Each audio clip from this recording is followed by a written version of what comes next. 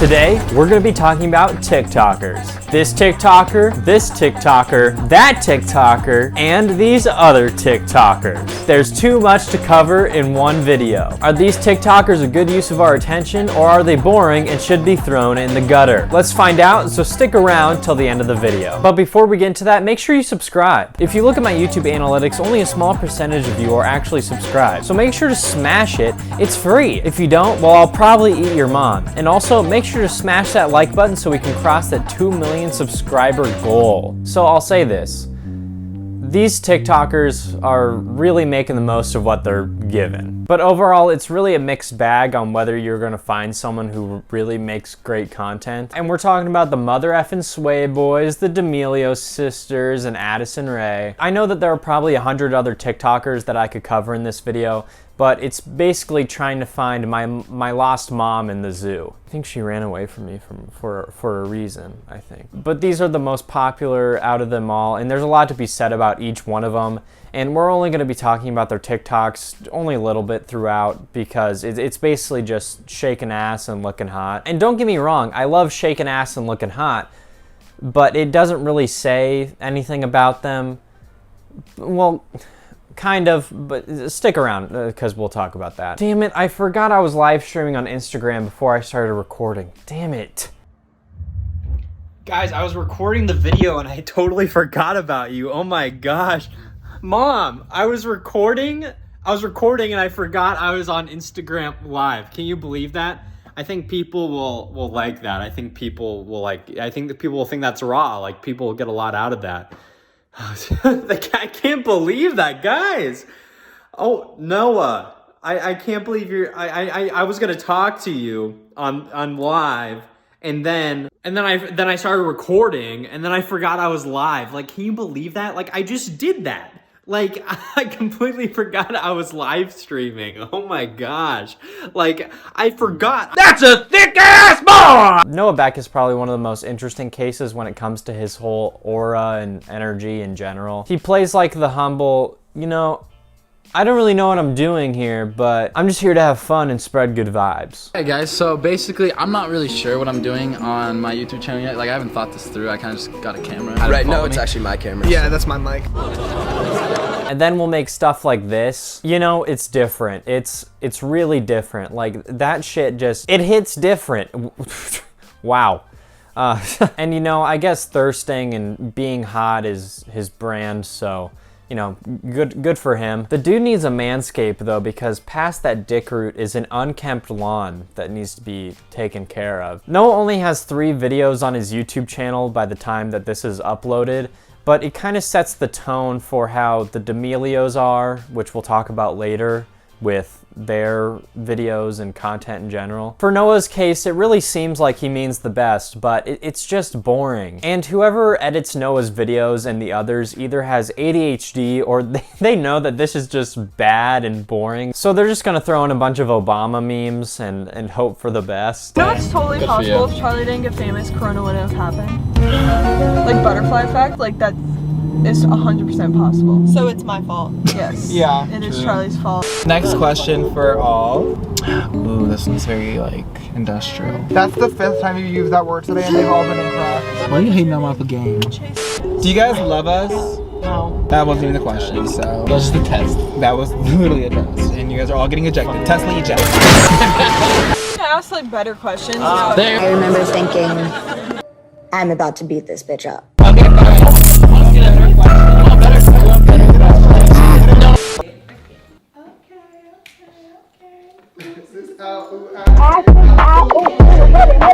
No, it's like I invited all my friends to come over to hang out and a camera just happened to be there, and at the end of the hangout, the cameraman was just like, hey, that was great, dude. Awesome work. I'll get this edited tonight and up by tomorrow, okay? And I'm like, great, cool. And no one's gonna care because we're not gonna put any effort into a 15-minute video to make it interesting. I mean, what do you expect 17 to 21-year-olds dancing on TikTok with their new iPhones that Addison Ray's dad bought with his hedge fund money? Do we really think that their personality is gonna carry into a 15-minute video? No, Noah Beck is gonna smile on TikTok for 15 seconds and then collapse exhaustedly on Dixie Demelia and think that that was enough. Not too much else to say about Noah Beck. Seems like he just wants to dance and look hot. So, but you know what else he would look really good in? My merch. I got some dope ass merch that says Tuesday on them. I also got some hoodies and other t-shirts that got some awkward ass slogans on them. So make sure to check them out. You won't regret it. I got a girlfriend within 2 to 3 minutes of wearing my Tuesday merch. Dixie Demelia, always with the personality. Dixie has a little bit of an opposites attract thing with Noah when it comes to their content, but they're very similar in the sense that it's like an amateur porn where you just set the camera down and start going. But again, it's just incredibly boring. But with Dixie, you can kind of tell that she knows that this is boring or she's not into it. Like, you can tell that she's just shown up for the paycheck, just phoning it in. And I'm not saying I'm the most interesting person when it comes to content. I mean, but you know how little effort it makes to make a TikTok? Imagine a TikTok effort level 15-minute YouTube video. For example, why are we doing a gift exchange and why have 12 million people watched this? It's barely edited and no one seems like they want to be there in the first place. Even James Charles, through that smile, you can tell, no one wants to be there. Even on the Dixie late night, whatever the fuck show, you can tell that she is just not into it. But how was meeting Bryce Hall in 2014? He was actually so nice. You know what's crazy? I was at that like event. No, you weren't. No, you weren't. Yes, I was. Was it DigiFest or Digitour? I went on Digitour with Bryce. Christian Leave. Oh, that was press play. Oh. Have you? The question was, do we have a time frame on when you're gonna get that stuff off the floor in your room and put it in your closet? Just curious. Well, Movie? the kind of hat. No, it's not your favorite movie. It's what movie do you think you could see yourself in? The kind of hat. Okay, fair. As who? Dixie Demelia, always with the personality.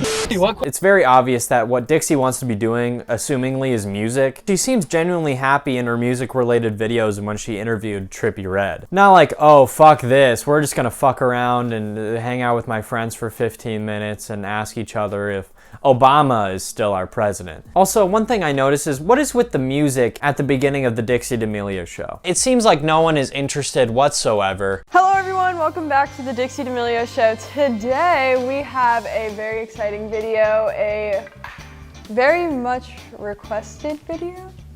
Hey, what's up? It's Dixie Demelia back with the Dixie Demelia early, late night, whatever show. As you can see, we're in a new setting. This is our new house, but I don't live here, but this is my parents' new house, so I will continue doing the show here. And we have the same chairs, pretty much the same setup. You can make the argument that we're getting them like, oh, this is them raw, this is them unfiltered. But it's so low effort, and you can tell that they just forgot a camera was on and talked shop for 15 minutes, and then they were like, yep, this is it. Damn it, I forgot I'm late to my late night afternoon show. Damn it. Hello, everyone. Welcome to the Connor Moffat late night afternoon show. And today we have Vacuum as our guest.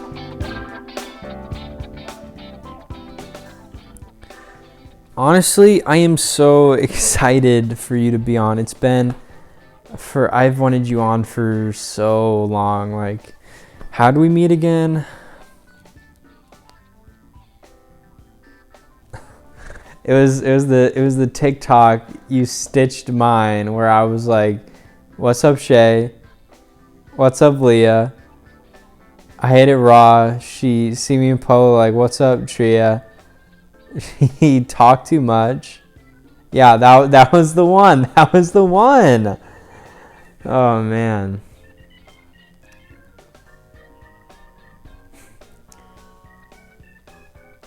That was great.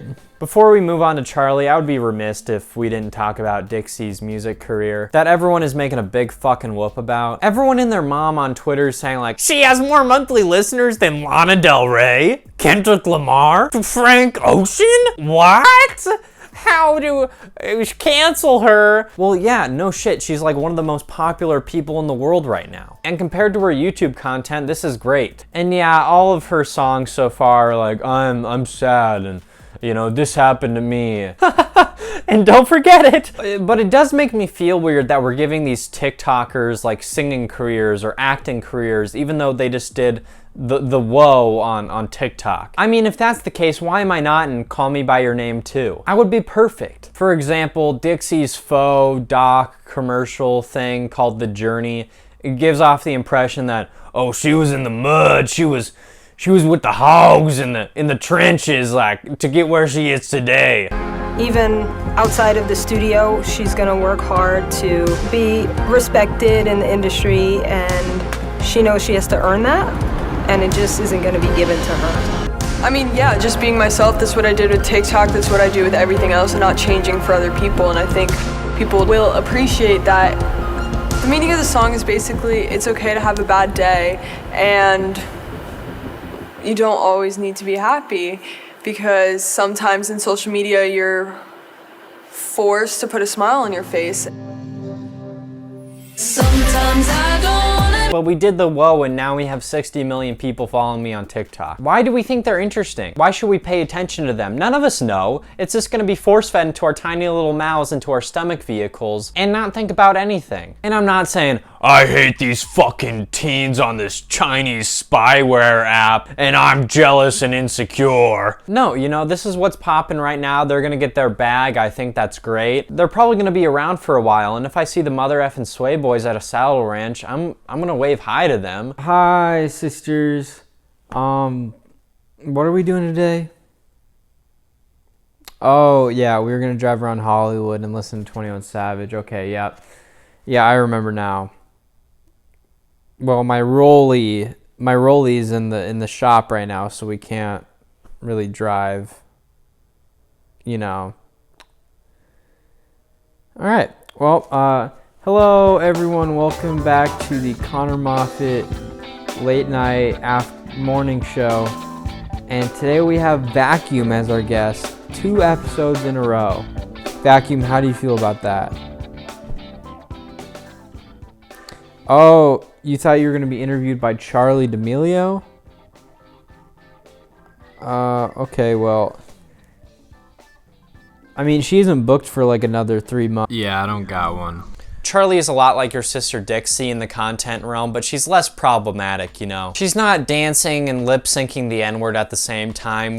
She's not eating her boogers. You know, the normal stuff. Except when she compared her followers and fans to just numbers, which is like, okay, we got 100 million followers here. I never meant for you guys to make it seem like you were numbers or did not mean anything, and I definitely tried to like just explain to James, like, dude, that would be so cool to like hit one milestone after a year after hitting another milestone.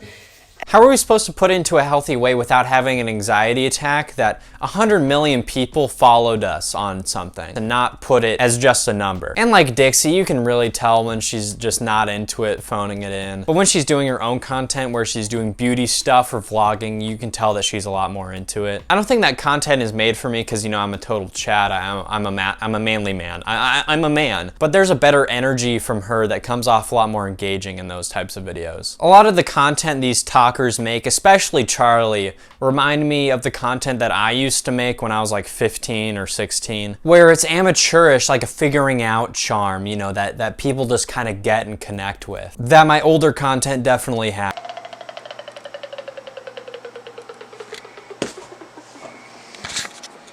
Now let's see what's on this bad boy right here.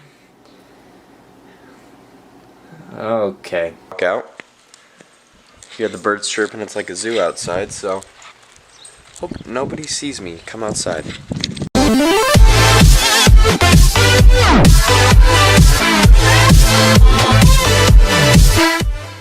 It says that I'm AFK even though I've been awake for 2 weeks. Ah! You know, I think Charli's fine. It doesn't get much worse than the boring 6-person collab videos that they all did with James Charles. Watching her though, it makes me question again, like, why are we giving this much attention to a 16-year-old? Like, yeah, obviously when I was 16, I wanted to be where Charli is, and I still do today. But looking back, I would never want to get big or have a video blow up when I was 16. I wouldn't know what to do with myself, and yeah, stars at this age, they're gonna happen, but it feels different. It's weird, especially since this is all relatively fresh and hasn't been done before.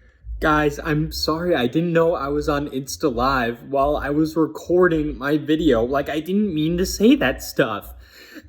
You know, when times get rough like this, I remember back to Addison Ray's video when she was working out with Kourtney Kardashian in her $1 million compound, where she said to surround yourself with good people and spread positive energy and you'll be blessed. I don't feel blessed. You start your day with good people and like avocado pudding. Addison Ray has some of the core ideas from the talkers that we've talked about previously, but it's a lot more produced and dolled up. We still have the hired cameraman following them around, but this time it's a lot more of a solid idea, like her day in the life, or her day in the life of Kourtney Kardashian, or her going to the Billboard Music Awards. I feel good about it. I feel like I do. That counts, right? Best teacher. Guys, I'm gonna be dying with this hair blue. Mom is probably gonna kill me. Probably. She will kill you. Actually, pretty much no one knows except for us and Kristen. All right, we're gonna do his hair, and are you wanting to stay? It's up to your mom. This is my house! But I have to see if I can help, if this helps your mom, me being here. Hey y'all, it's Addison Ray. Welcome back to my channel. I'm about to head to Kourtney Kardashian's house and live a day in her life. All right guys, safety first. See you guys later. Said I love you first. Her? No, we said I love YouTube. Yeah, that's what we used to do. That's what we actually used to say. It's almost like watching a TV show, and it's edited like with a lot of David Dobrik vibes going on. I like how short her content is, but you can tell that she just hired a cameraman and editor and was like, film me living my life. One criticism though is that she kind of rubs in her face that she's rich and has so many things available to her now. A big theme in her videos is that she's so blessed and positive vibes and energy while 5 people are doing her makeup. To do my nails. It's so crazy to me because never in my life have I ever had someone come to me to do my nails ever. Life is just insane. I'm so blessed. After lots of practicing my lines, now I'm really excited to finally have makeup on my face after a long day. It kind of makes sense that she's friends with Kourtney Kardashian. Her content is better than all the other talker content, and it's inoffensive. I feel like there's a lack of personality going on, except her saying to spread positive vibes and spread good energy and surround yourself with good people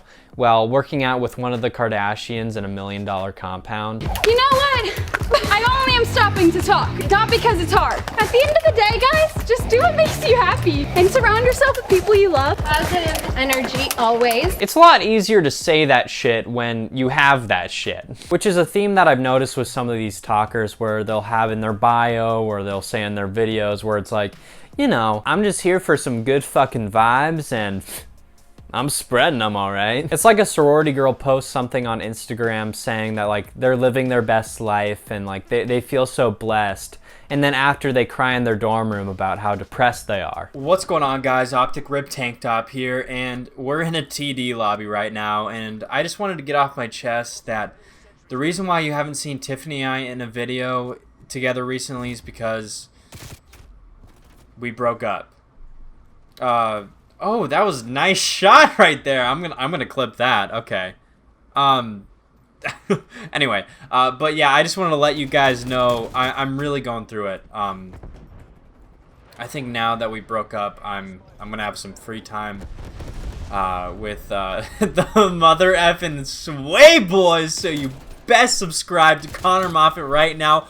Oh, that was a dirty collapse. Smoking a brisket and some ribs. The mother effing king himself, Bryce Hall, owner of the Sway Boys, and Ani Energy represent. But yeah, I believe Bryce Hall has the best content out of these TikTokers by far. His content is like Jake Paul and David Dobrik had a baby, but like in a really good way. His videos are structured and lengthed out like a David Dobrik, but carries the same energy as a Jake Paul. All right, guys, so Jason's pulling up right now, and he's gonna imitate me, kind of like he did in David's vlog when he imitated Natalie. This is so weird. It's so weird. So huge shout out to David. Thank you for letting me use Jason because you don't upload anymore. So he's gonna pull up right now, dressed like me, acting like me, and just do all the shit that I basically do. Let's just see how he does this. Yeah, what's up, motherfuckers? It's Bryce Hall, back with another big motherfucking vlog. You see that thing snapping too? I want to say first off, happy birthday, dude. This whole vlog has been dedicated to you. Thank you. Alright, we're gonna go. Who's the cat? Yeah, I'm starting to cry. What is this? I can't let him cry. This is rented for a day. Oh, that's so fucking sick, dude. What's up, everybody? It's like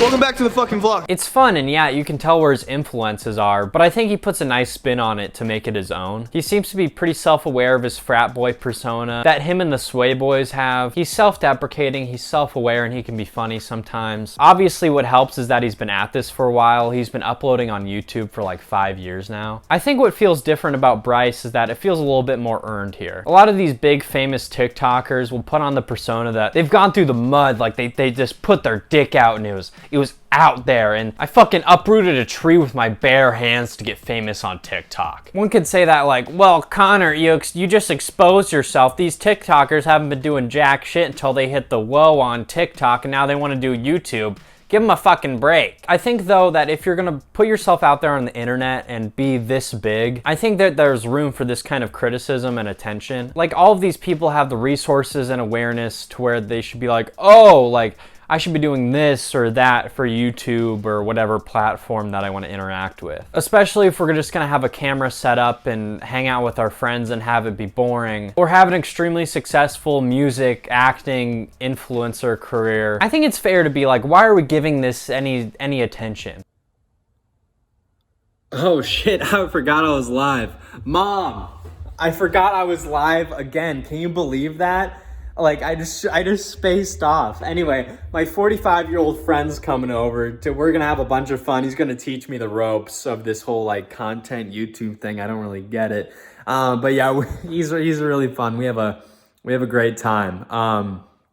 Yeah, he's gonna come over. We're gonna film a podcast. He's my best friend. Fuck the Sway Boys. I'm gonna start a podcast. Fuck. Me and my best friend, the 45-year-old who makes content with me, we're real close. We're real tight.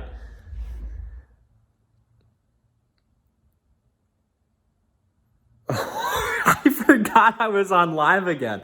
Mom, I forgot I was live streaming. There's not really too much to say about the other big names in the talker world. Chase Hudson, Blake Gray, Taylor Holder, Griffin Johnson, Josh Richards. It's all pretty samey when it comes to content. We're all fratting it up and smashing some fucking White Claws. Except there seems to be like a weird, creepy age gap relationship between some of these TikTokers. Like, why is Jason Nash stooping to people younger than the already young David Dobrik crowd to do content with? And why is David Portnoy, the Barstool guy, like, he's 44 years old and he's doing a podcast with Josh Richards called BFFs. And it seems like David Portnoy and James Charles really want to be best friends with these TikTokers, like real, like real best friends here. Not because James wants to put Charli D'Amelio as the face of his sister clothing line to get more press. No. That's not it. And it's not like James is that much older in age between these other TikTokers, but you can tell that there's a certain like maturity gap between him and these other TikTokers. Can't these old farts get in a frickin' bag somewhere else? These fucking boomers? What? I'm all for getting a bag, but I don't know if this is the best move to get that bag. Geez, this was a long ass video. If you believe that I didn't give someone enough time, and you want to see someone more, type in the comments and let me know who you want me to cover next for these commentary kind like videos. I think the main takeaway from this is like, why are we giving this much attention? Like, let's let the cream rise to the top when it comes to this, and trust me, for the most part, this is not the cream. We're not even, I don't think we're even close to the cream right now. But I mean, I love shaking ass and looking hot, so I guess I gotta support it anyway. I don't fucking know. I'm tired and I need to get my brain checked because there's no way me forgetting that I'm on Instagram Live is good. Also, no cum jokes. That's great. I promise this year, no cum jokes. And yeah, if you enjoyed the video, please, subscribe, follow me on Twitter, freaking cop the merch. And yeah, if you got some more time, maybe stick around for another video. I would love you even more. Thank you guys for watching, and yeah,